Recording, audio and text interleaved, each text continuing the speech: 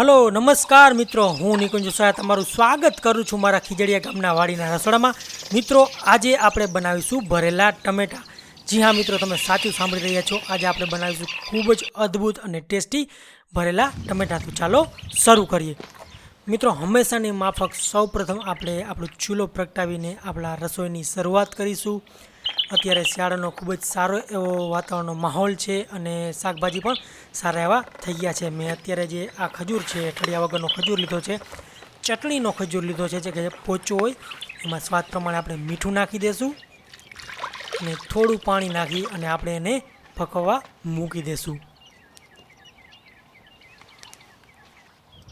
मित्रों, हवे तमे जोई शको छो के मारी वाड़ीमां जे टमेटा छे ए हूँ लेवा जई रह्यो छुं। અને આ જે ટમેટા છે એ આપણે નોર્મલી માર્કેટમાં મળતા હોય એ જ ટાઈપના ટમેટા છે। અહીંયા હું દેશી ટમેટાનો ઉપયોગ નથી કરતો, કારણ કે ભરવા માટે આપણે થોડા કડક ટમેટા જોઈએ, ના કે પોચા ટમેટા। એટલે જે આ નોર્મલ ટમેટા હોય છે એ થોડા કડક હોય છે દેશી ટમેટાના કમ્પેરિઝનમાં, તો આપણે એને ઇઝીલી ભરી શકીએ અને એ બહુ પોચા બી ના પડી જાય। તમે જોઈ શકો છો, મેં મીડિયમ સાઇઝના ટમેટા લઈ લીધા છે। थोड़ा टमेटा मोटा हो तो भी कई चिंता करवानी जरूर नहीं। अपनी चटनी पाकी रही है। और बीजी बाजू अपना जो टमेटा है एने हूँ व्यवस्थित रीते धोई नाखीश, जेथी अमारे रहेली तमाम माटी अपने सारी रीते दूर करी सकीए।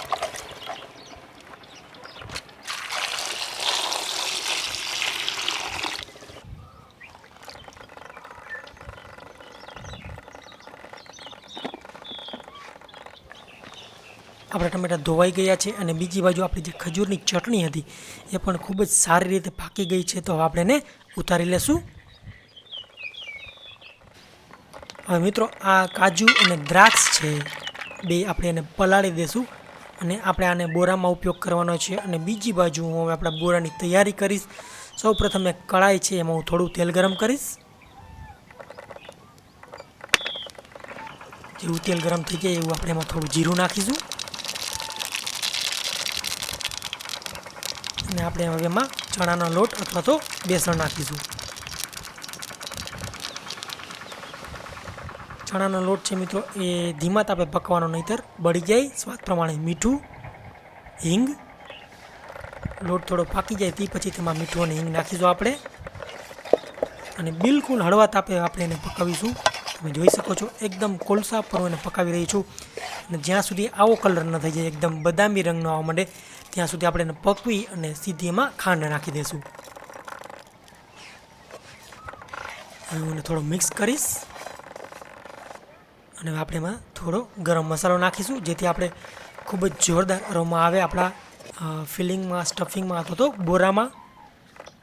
હા મિત્રો, તમે જોઈ શકો છો કે આપણી જે તાજી છમ લીલી અને કૂણી કોથમરી છે એને હું તોડી લઈશ આપણા બોરામાં વાપરવા માટે, જેથી આનો પણ એક જોરદાર અરોમા અને ટેસ્ટ આવે આપણા બોરામાં। આને પણ આપણે વ્યવસ્થિત રીતે ધોઈ લઈશું।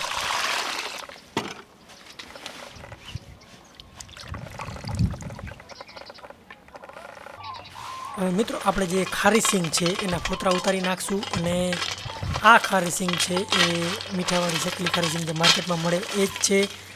તો આપણે આના ફોતરા ઉતારી લઈશું અને પછી આપણે આના બોરામાં વાપરીશું। અને મિત્રો, આનો જે ટેસ્ટ હોય છે ખરેખર લાજવાબ ટેસ્ટ હોય છે બોરામાં નાખવાથી।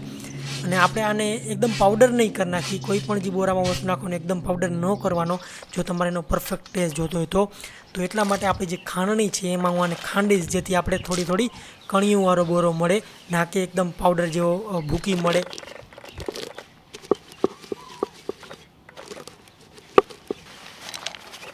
હવે આપણે ખરાબીને જે ચણાના લોટવાળો બોરો હતો એના ઉપર નાખી દઈશું અને હું તાજી આપણી જે કોથમરી છે એને પણ સમારી લઈશ। મિત્રો, કોથમરીના જે દાંડલા હોય એમાં ભરપૂર ટેસ્ટ હોય છે, તો એને વેસ્ટ ન જવા દેવા, એનો ઉપયોગ કરી લેવો સારી રીતે। આપણે એને બિલકુલ ઝીણી સમારીશું, જેથી આપણે એને બોરામાં નાખી શકીએ। હવે આપણે આપણી કોથમરી પણ બોરામાં એડ કરી દઈશું। હવે મિત્રો, વારો છે આપણા કાજુનો। પલાળેલા કાજુ હતા બિલકુલ સોફ્ટ થઈ ગયા છે, તમે જોઈ શકો છો કે હું એના કટકા કરી નાખ્યા છે મસ્તીના। અને હવે આપણે જે આપણી દ્રાક્ષ હતી એ પણ સાથે નાખી દઈશું। અને મિત્રો જે આ બોરો બનશે એનો ખાટો મીઠો દ્રાક્ષનો થોડો ખાટો ટેસ્ટ, કાજુનો સ્વીટ ટેસ્ટ અને આ જે જીરાનો અરોમા છે, ચણાના લોટનો અરોમા છે એ આ બોરાને ખૂબ જ અદ્ભુત બનાવી દેશે. મિત્રો આ બોરો છે એને તમે મરચાં ભરવામાં પણ વાપરી શકો છો, પણ આને થોડો ઝીણો કરી નાખવો તો આ બોરો એમાં પણ તમે ઇઝીલી યુઝ કરી શકો છો. અને હવે આપણે જે આ બોરો છે એને મિક્સ કરી નાખશું એકદમ વ્યવસ્થિત, જેથી આપણે ચણાના લોટના જે કણિયું હતી એ બધી ભાંગી જાય અને બધું વ્યવસ્થિત રીતે મિક્સ થઈ જાય. હવે મિત્રો આ ટમેટા ભરવાનો ખૂબ જ સહેલો અને સારો રસ્તો છે. આ દિવસ સુધી આપણે સોરણિયાનો કોઈ દી પરફેક્ટ ઉપયોગ નથી કર્યો, તો પહેલી વાર આપણું જે સોરણિયું છે એનો પરફેક્ટ ઉપયોગ આપણે કરવા જઈ રહ્યા છીએ. તમે જોઈ શકો છો કે જે સોરણિયાની સાઈડમાં જે ધારું હોય છે એ શું કામ આવી શકે છે કોઈપણ રેસીપી માટે. તો આપણે એનો ઉપયોગ કરી અને આવી રીતે કોઈપણ વસ્તુ એની વચ્ચેથી જેનો બીજનો ભાગ હોય એ આસાનીથી કાઢવા માટે એને ક્રેપર પણ કહી શકીએ છીએ આપણે, કે જે બધું ખદુરીને અંદરથી બધું કાઢી લઈએ. અને મિત્રો આપણે ટમેટાને થોડી વાર આવી રીતે ડ્રાય થવા માટે એને ઊંધા રાખી દઈશું. હવે બીજી તરફ આપણે ચટણીની તૈયારી કરીશું. તો એ ચટણી માટે હું થોડી તીખી મરચી તોડી લઈશ, કારણ કે આપણે જે આપણો બોરો હતો એમાં કોઈ પણ જાતની તીખાશ નાખી નથી. અને થોડો તાજો ફુદીનો પણ હું તોડી લઈશ. મિત્રો ફુદીનાની અને મરચીની બીજી કોઈ રેસીપી પણ સજેસ્ટ કરજો તો આપણે બનાવીશું. અત્યારે એ ખૂબ જ સારી રીતે ઊભો છે. હવે આપણે ફુદીનો અને મરચીને ખૂબ જ વ્યવસ્થિત રીતે ધોઈ લઈએ. આપણી ફુદીનો અને મરચી ધોવાઈ ગઈ, તમે જોઈ શકો છો. તો મિત્રો ચટણીમાં જો તમારે ભરપૂર ટેસ્ટ જોતો હોય, ખૂબ જ સારો ટેસ્ટ જોતો હોય તો કણીવાળી ચટણી હંમેશા હોવી જોઈએ. એકદમ બ્લેન્ડ ચટણી ન હોવી જોઈએ જેવી કે આપણે મિક્સચરમાં બનાવી છે. જો તમે એને ખાંડી અને વાટી કૂટી એ રીતની એ મેથડથી ચટણી બનાવશો કોઈ પણ જાતની, તો એનો ટેસ્ટ હશે ખૂબ જ જોરદાર હશે. તમે બજારમાં જ્યાં સારી ચટણી મળે છે તમે ત્યાં પણ જોઈ શકો છો એ વસ્તુ. આપણે થોડું મીઠું નાખી આપણો ફુદીનો અને મરચાંને કૂટી લેશું. ખૂબ જ જોરદાર અરોમા આવશે આપણી ચટણીમાં તાજા ફુદીનાનો, અને જે મરચી છે એની અને થોડી તીખાશ પણ આવશે આપણી ચટણીમાં. તો મિત્રો જે ખજૂર હતો એને આપણે આ રીતે ફિલ્ટર કરી લેશું, અને એને બિલકુલ પ્લેન નહીં પણ બારીક કણીવાળો આપણે એને ખજૂરની ચટણી બનાવીશું. તમે જોઈ શકો છો એવી રીતે નીચે એને બધું ફાડી દઈશ. ચાયણી હોરું આપણે કાઢી નાખશું એ બધું, જેથી એકદમ જોરદાર ચટણી બને. અને આપણા ટમેટામાંથી પાણી નીતરી જાય ઊંધા રાખ્યા બાદ, તે પછી આપણો જે બોરો બનેવો છે એમાં આવી રીતે દાબીને ભરી દેશું. કોઈ ચિંતા કરવાની જરૂર નથી, તમે હળવેળ દાબીને આવી રીતે બોરો ભરી શકો છો. પોલો બોરો ન રાખતા જો તમે પોલો બોરો રાખશો તો એ બોરો છે એ બહાર નીકળી જવાનો ચાન્સ રહેશે. એવી રીતે તો આપણે એને દાબડી અને વ્યવસ્થિત રીતે એકદમ પરફેક્ટ આમ પાર્સલ ટાઈપનું થઈ જાય એ ટાઈપનું આપણે એને પેક કરી દઈશું. તમે જોઈ શકો છો મારા ટમેટાનું કેવી રીતે પ્રેસ કરી રહ્યો છું. એકદમ વ્યવસ્થિત મસાલો અંદર ચોંટી ગયો છે. તો હવે આ બહાર નીકળી ન શકે. હવે આપણે મિત્રો તળવા માટે આપણું જે તેલ છે એને પણ હું ગરમ કરવા મૂકી રહ્યો છું. આ તેલ છે એ સિંગ તેલ હું વાપરી રહ્યો છું. ભજીયા માટે સિંગ તેલ બેસ્ટ હોય છે. તમે જોઈ શકો છો મારા ભરેલા ટમેટાનો લુક. ચણાના લોટમાં થોડું મીઠું નાખીશું, થોડી હિંગ, જેથી આપણા ભજીયા કડક બને. અને જરૂરિયાત મુજબ પાણી નાખીને આપણે મિત્રો અહીંયા લોટ બનાવી લેશું, અથવા તો વ્હાઈટ બનાવી લેશું, કે જેવી આપણે કતરીમાં, બટેટા પૂરીમાં અથવા તો વડામાં વાપરતા હોઈએ છીએ. પણ મિત્રો જે આપણે નોર્મલી વ્હાઈટ હોય છે એના કરતાં થોડીક આને જાડી રાખવાની, કારણ કે ટમેટું હોય છે એ હેવી હોય છે અને ટમેટાની સ્કિન હોય છે એકદમ સ્લીપરી લીસી હોય છે. એના કારણે આ જે રબડું હોય છે એ લપસી જવાનો ચાન્સ રહેશે. તો તમે આને થોડીક જાડી રાખજો નોર્મલ જે આપણે બનાવી એના કરતાં. જોઈ શકો છો તમે આપણે વ્યવસ્થિત રીતે વ્હાઈટ બનાવી લીધા પછી હવે આપણે ટમેટા છે એને હું ઉપાડી અને લોટની વચ્ચે રાખીશ અને આવી રીતે આખું એને ઢાંકી દઈશ.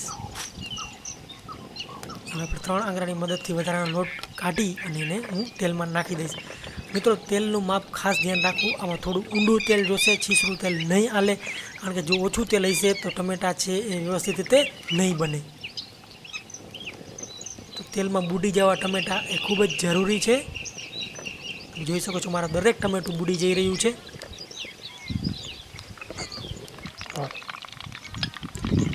મિત્રો અહીંયા આ જે ખાસ વસ્તુ છે આપણે કરવાના છે, આ ટમેટાને હવે હું કાઢી લઈશ અને આ પૂરેપૂરા પાયકા નથી, આ 50% જ પાયકા છે.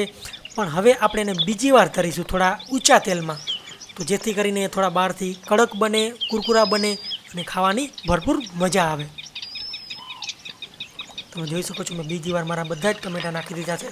હવે આપણે જ્યાં સુધી એ બ્રાઉન ન થઈ જાય, એનો થોડો કલર ના બદલી જાય ત્યાં સુધી એને વ્યવસ્થિત રીતે મીડિયમ તાપે પકાવીશું, જેથી એ ખૂબ જ કડક અને તેલ વગરના કોરા બને. તમે જોઈ શકો છો મારું એક ભજીયું ટમેટાનું છે એ બિલકુલ કોરું છે, કોઈ પણ જાતનું તેલ દેખાતું નથી. હું તમને એને કાપીને પણ દેખાડી દઉં કે અંદરથી એ કેવું દેખાય છે. જોઈ શકો છો મિત્રો, તમે જોતાં જ ખાવાનું મન થઈ જાય એ ટાઈપનું આ ભજીયું બન્યું છે. અને જે ટમેટાનું ભરેલું ભજીયું છે ખૂબ જ નવો કોન્સેપ્ટ છે. પ્લીઝ મિત્રો આ વિડીયોને શેર કરો અને વધુને વધુ લોકો સુધી પહોંચાડો, જેથી વધુને વધુ લોકો સુધી આવી નવી વાનગીઓનો બેનિફિટ છે એ મળતો રહે. અને હું આશા કરું છું કે તમે મારા વિડીયોને લાઇક કરશો, શેર કરશો અને સબસ્ક્રાઈબ કરશો મારી ચેનલને ઓલ ઇન્ડિયા રેસીપી ગુજરાતીને. મિત્રો હવે હું મારે ખાવાનો આનંદ લઈ રહ્યો છું, ત્યાં સુધી આવજો. આપણે ફરી મળીશું એક આવા જ અનોખા વિડીયો સાથે.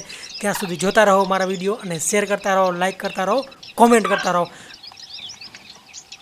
અને તમારું કોઈ રેસીપીનું સજેશન હોય તો અવશ્યથી એને કોમેન્ટમાં જણાવો, જેથી હું એ રેસીપી ઉપર કામ કરી શકું.